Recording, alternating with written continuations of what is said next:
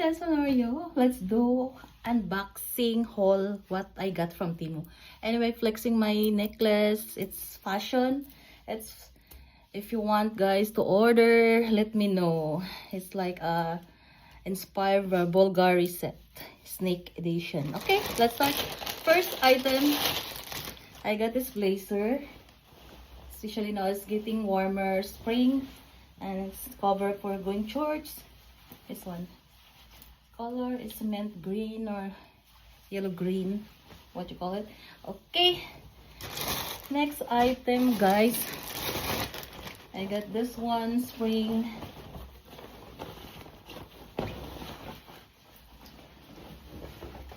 or for like early summer when the night is cold.